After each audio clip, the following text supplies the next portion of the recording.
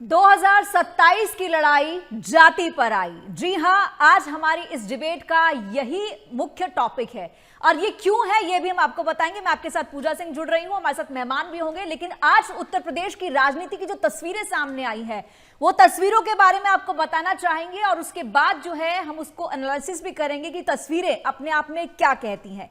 एक तस्वीर आई कि जब से पंकज चौधरी को कमान मिली है उत्तर प्रदेश के बीजेपी प्रमुख की, उसके बाद पहली बार मुलाकात हुई केशव प्रसाद मौर्य की। और वो अकेले नहीं गए, उनके साथ पूर्व सांसद रविंद्र कुशवाहा भी पहुंचे थे। और सोशल मीडिया पर वो तस्वीरें जब पोस्ट की गई तो राजनीतिक गलियारों में हलचल मच गई। हलचल क्यों मची इन तस्वीरों को देखकर? क्योंकि अगर पंकज चौधरी की बात करें तो कुर्मी समाज से आते हैं और केशव प्रसाद मौर्य और उसके बाद कुशवाहा समाज से आते हैं रविंद्र कुशवाहा। यानी कि इन तीनों की तिगड़ी ओबीसी वोट बैंक को साधने के लिए एक साथ दिखाई दी, ये तस्वीर कहती है।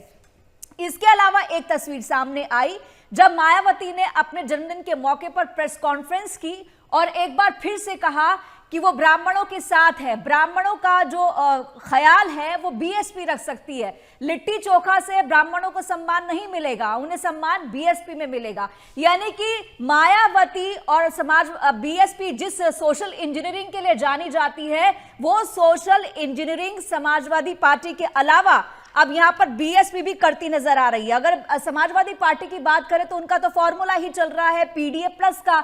अब प्लस में कौन है? ब्राह्मण। अब ये ब्राह्मण वोटों के ऊपर समाजवादी पार्टी की और बीएसपी दोनों की नजर है। दोनों की नजर किस लिए? ब्राह्मण समाज के वोटों पर, क्योंकि इस वक्त कहा जा रहा है कि ब्राह्मण समाज के लोग नाराज चल रहे हैं बीजेपी से। और कुछ ही दिन पहले 23 दिसंबर की बात है जब ब्राह्मण जितने विधायक हैं 40 विधायक, उनकी बैठक हुई थी और यह कहा जा रहा था कि बीजेपी से अलग थलग हो सकते हैं। तो ये तस्वीरें क्या कहती हैं, इस पर बात करने के लिए हमारे साथ मेहमान जुड़ रहे हैं। पहले हमारे साथ राजनीतिक विश्लेषक है प्रोफेसर संजय कुमार, दूसरे समाजवादी पार्टी से है प्रवक्ता अशोक तिवारी और बीजेपी के प्रवक्ता हमारे साथ है रामनिवास यादव। आप तीनों का बहुत बहुत स्वागत है MH1 की इस डिबेट में। सबसे पहले प्रोफेसर संजय, मैं आपके पास आना चाहूंगी। जिन तस्वीरों का, जिन बातों का जिक्र मैंने किया उन्हें आप कैसे देखते हैं? पंकज चौधरी, केशव प्रसाद मौर्य और रविंद्र कुशवाहा की तस्वीरें जो सोशल मीडिया पर फ्लोट हो रही हैं, क्या कहती हैं? नमस्कार पूजा जी, अपने साथी पैनलिस्ट को भी नमस्कार, अपने दर्शक साथियों को भी।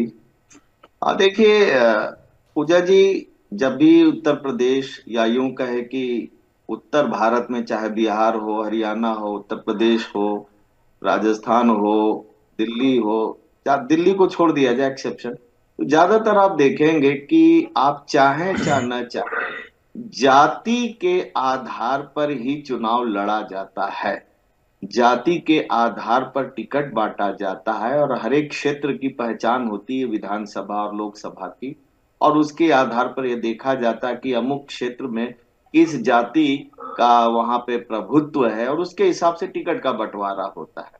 और इसके लिए सभी पार्टियां, अगर इसको दोष माने तो सभी पार्टियां दोषी हैं।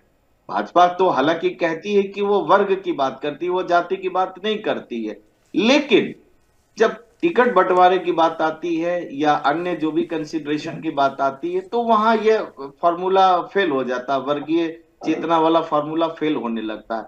हालांकि पिछले 2 चुनाव भाजपा ने जीता है, और 2017 और 2022 का, और यह माना गया कि Uttar Pradesh is now moving from caste to class, इस प्रकार की बात कही गई। लेकिन ये एक इतना एक छिछला एक वर्गीय चेतना होता है कि जरा सा आप इसमें कंकड़ मार दीजिए तो इसको टूटने में और फैलने में जरा भी देर नहीं लगेगी। तो आपको 25-26 दिसंबर के आसपास आपने देखा होगा कि ब्राह्मण भोज सम्मेलन भी हुआ था, उस पे तमाम सारा किरकिरी भी हुआ था। उसमें भाजपा के अध्यक्ष इन्होंने आपत्ति भी दर्ज की, बहुत सारी बातें आई गई। और अब जैसा कि आज आप कह रहे हैं, मायावती ने भी फिर ब्राह्मणों को रिझाने का प्रयास किया है। देखिए 2007 में जब चुनाव हुआ था और बसपा को पूरा बहुमत मिला था, 206 सीटें मिली थी और 30.43% वोट मिला था, और यह माना गया था कि बसपा की जो सोशल इंजीनियरिंग है, वो सोशल इंजीनियरिंग दलित प्लस ब्राह्मण का जो एक जो इंजीनियरिंग था उसने यह कमाल कर दिखाया, और यह भी माना गया कि आज तक कभी उत्तर प्रदेश में इतने कम वोट प्रतिशत पाकर किसी पार्टी ने पूर्ण बहुमत नहीं प्राप्त किया था। हालांकि इस रिकॉर्ड को अगले चुनाव में 2012 में समाजवादी पार्टी ने तोड़ दिया, 29.47% वोट पाकर, और इसने 225 सीटें भी जीत ली थी। तो देखिए, जब भी उत्तर प्रदेश में त्रिकोणात्मक चुनाव की स्थिति आती है तो वहां पे जातिगत वर्गीकरण और जातिगत हिसाब किताब थोड़ा बनने लगते हैं। लेकिन पिछला चुनाव जो 2022 का हुआ उसमें आप बसपा तो केवल एक सीट पाई और 12.88% वोट पाई। हालांकि समाजवादी पार्टी ने सबसे बेहतरीन परफॉर्मेंस दिया, 32 पॉइंट समथिंग प्रतिशत वोट जी लाई अपने गठबंधन के साथ, और भाजपा को 41% वोट मिला। फिर भी 9-9.5% के चलिए आसपास का ये वोट डिफरेंस बना जी रह गया था।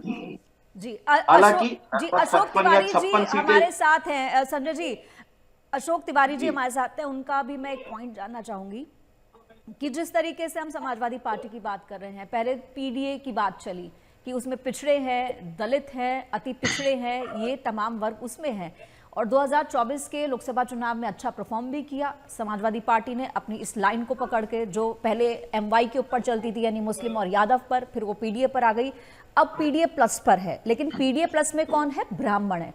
अब आपको अशोक जी क्या लगता है कि मायावती जिस तरीके से मैदान में वापस आई हैं, वापस लौटी हैं, क्या जो पीडीए प्लस वाला फॉर्मूला है वो चैलेंज आपको दिख रहा है बीएसपी की तरफ से? बीएसपी की अगर बात करें, बिहार में जो चुनाव हुए हैं, बीएसपी कहीं ग्राउंड पर नहीं थी लेकिन फिर भी एक सीट निकाल ले गई है, यानी कि जिसको हम ये समझ ले कि वो कहीं हमें चुनौती नहीं दे सकती है, तो चुनौती तो कभी भी कहीं से भी मिल सकती है। देखिए, स्पष्ट रूप से ये बात सभी जानते हैं, पूरा उत्तर प्रदेश जानता है, हम सभी जानते हैं कि आज की रेस में कौन है, आज की रेस में कौन है, या जो हम इस तरह से कहते हैं इस चीज को कि जो हमारी लड़ाई है सामाजिक न्याय की, सामाजिक न्याय की लड़ाई हम बखूबी लड़ रहे हैं। अब बहन जी की आप बात कर रही हैं, बहन जी का सम्मान है, बहन जी का सम्मान कौन नहीं करता है? बहन जी का सम्मान हम भी करते हैं, हमारी पार्टी के लोग करते हैं, राष्ट्रीय अध्यक्ष जी भी करते हैं, बहन जी के लिए शुभकामनाएं भी रखते हैं हम लोग। सच्चाई यह है कि बहन जी जो बातें कह रही हैं, वो बातें कह रही हैं तो कुछ माहौल देख के कह रही हैं ना। माहौल क्या है इसमें? भारतीय जनता पार्टी में ने क्या माहौल बना के रखा है?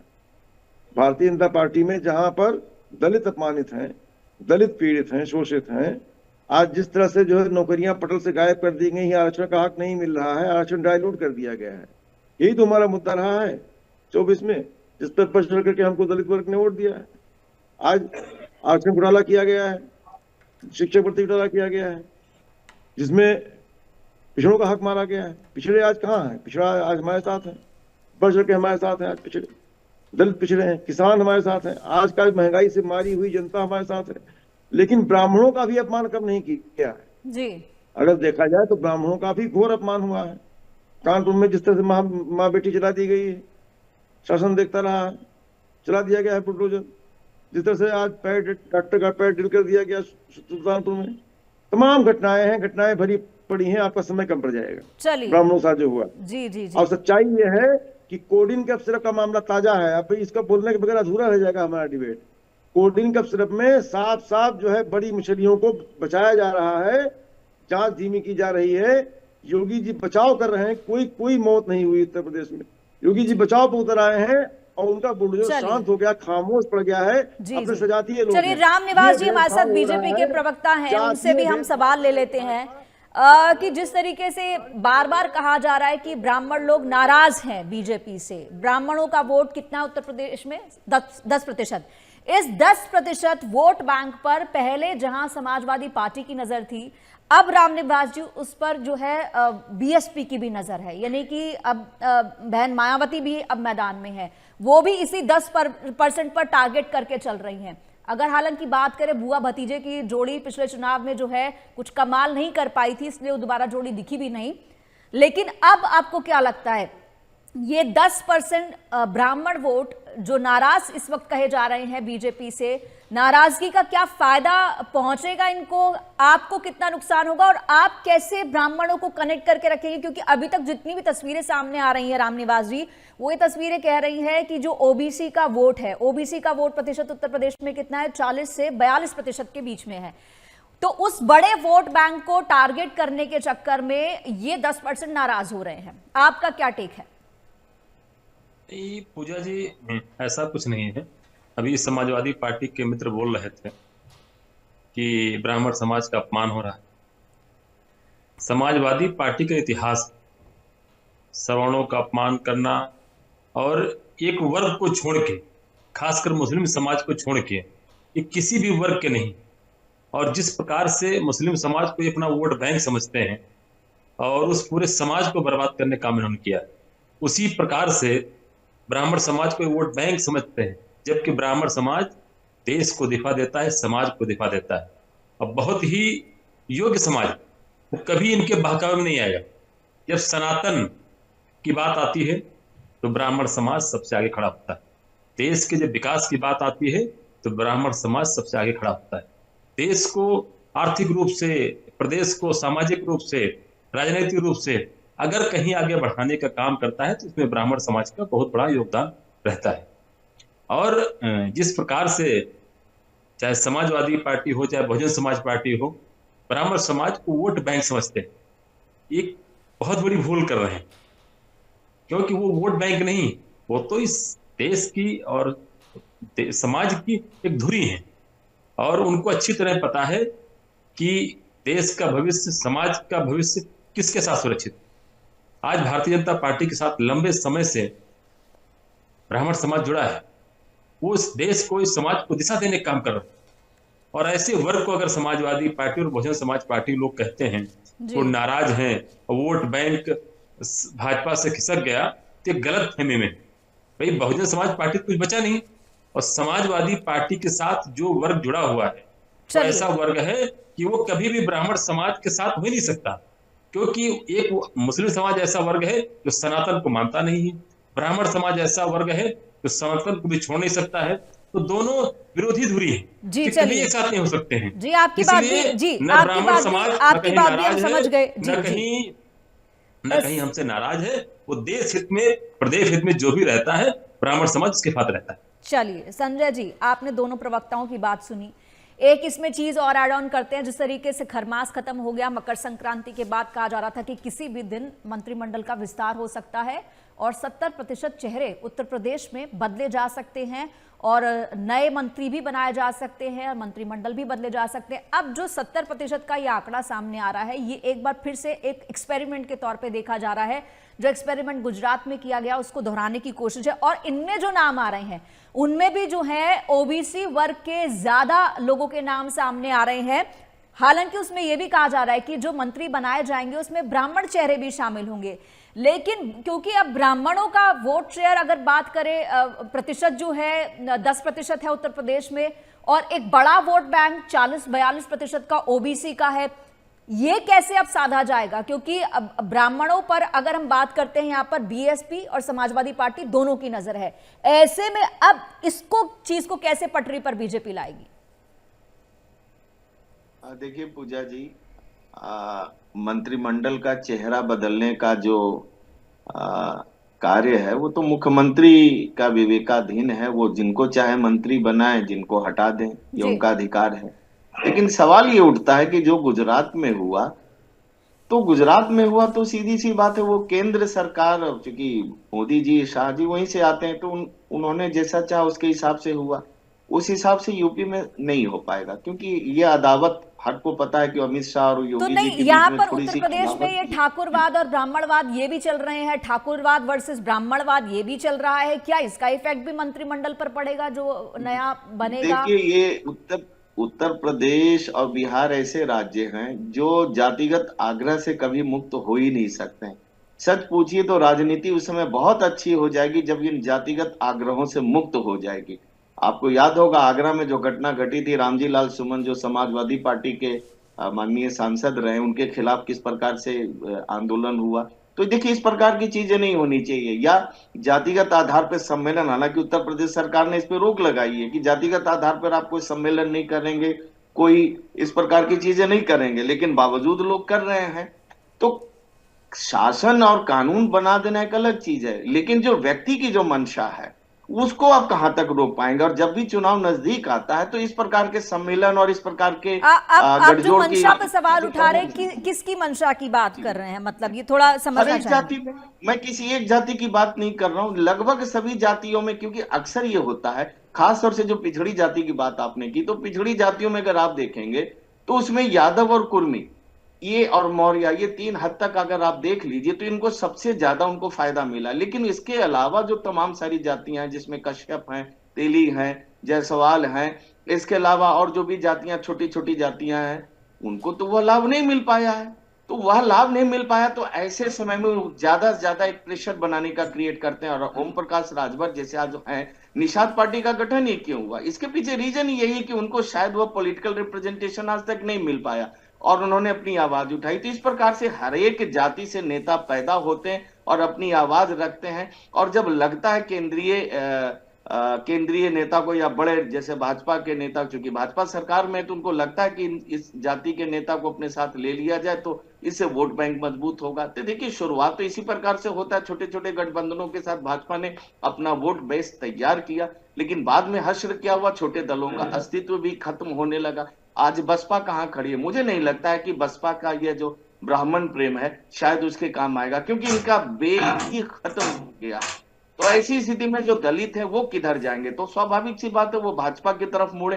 थोड़ा सा 2022 में मैंने महसूस किया कि वह समाजवादी पार्टी की तरफ भी गए थे। और दलितों में भी 2 वर्ग है, एक तो वह जो जाटव, दूसरा गैर जाटव। तो इसके आधार पर जो विभाजन होता है वो समझने की चीज है। और उत्तर प्रदेश की राजनीति देखिए, अभी 1 साल बाकी है, बहुत सारे, गंगा में भी बहुत पानी बहेगा, भी आप देखते जाइए चीजें क्या क्या होती है। लेकिन कहीं ना कहीं अगर इस प्रकार की चलिए बात बाकी 2 प्रवक्ताओं से भी हम ये सवाल ले लेते हैं कि क्या उनकी पार्टियां ये जातिवाद से कभी ऊपर उठ पाएंगी। अशोक जी, पहला आपसे ही सवाल है, जल्दी से प्लीज थोड़ा सा आंसर कीजिएगा। नहीं, मैं बिल्कुल स्पष्ट रूप से कहूंगा, आपके सवाल का जवाब दूंगा। देखिए, जाति का आधार हम लेते ही नहीं। हम तो जो है हमारे यहाँ सामाजिक न्याय की बात करते हैं। जो जातियां पिछड़ी हुई हैं, जो जातियां दलित हैं, जो जिन जातियों को कभी आगे आने का मौका नहीं मिला है, उनकी बात करते हैं, सामाजिक न्याय की बात करते हैं। सदैव से होता रहा है देश के अंदर। लोहिया जी ने करी है सामाजिक न्याय की बात, हम कर रहे हैं, नेताजी ने करी है, मुलायम सिंह यादव जी ने तो इसके संस्थापक रहे हैं, समझ लीजिए उत्तर प्रदेश। मतलब आपका कहना यह है कि समाजवादी पार्टी जातिवाद की राजनीति से आगे नहीं बढ़ रही है। रामनिवास जी, आपसे आंसर, एक सेकंड मैं रामनिवास जी से भी, मेरा सीधा सवाल था और सीधा जवाब चाहिए था। रामनिवास जी, आपसे सवाल है, आपसे भी सेम सवाल है। आगे बढ़ाने की बात करते हैं, हम तो कमजोर को आगे बढ़ाने की बात करते हैं। एक सेकंड, रामनिवास जी से भी बात का फार्मूला जो है, दुखी अपमानित अपमानित है समाजवादी पार्टी पर, समाजवादी पार्टी, भारतीय जनता पार्टी शासन में जो पीड़ित है, दुखी है, अपमानित है, उसके साथ खड़ी है। और वो जात को, मुस्लिम समाज को वोट बैंक और अपना एक परिवार, दो के अलावा उनके पास तीसरा नहीं। और भारतीय जनता पार्टी में माननीय प्रधानमंत्री जी, माननीय मुख्यमंत्री जी ने स्पष्ट कहा है। आप दोनों एक साथ बोल रहे हैं, कुछ समझ नहीं आएगा। फिलहाल मेरे पास वक्त भी नहीं है कि मैं इस चर्चा को आगे बढ़ा पाऊं। संजय जी, ये भी साफ हो चुका है कि जो भारत की राजनीति है वो जातिवाद से ऊपर उठने वाली नहीं है। ना नेताओं की ऐसी मंशा होती है कि कभी भी भारत के लोग जो वोट करते हैं, जो नागरिक है, वो इस जातिवाद के जंजाल से निकलकर विकास की बात कर सके। फिलहाल बहुत बहुत शुक्रिया रामनिवास जी, अशोक जी, संजय जी, इस पूरी चर्चा के लिए और इस पूरे डिस्कशन के लिए।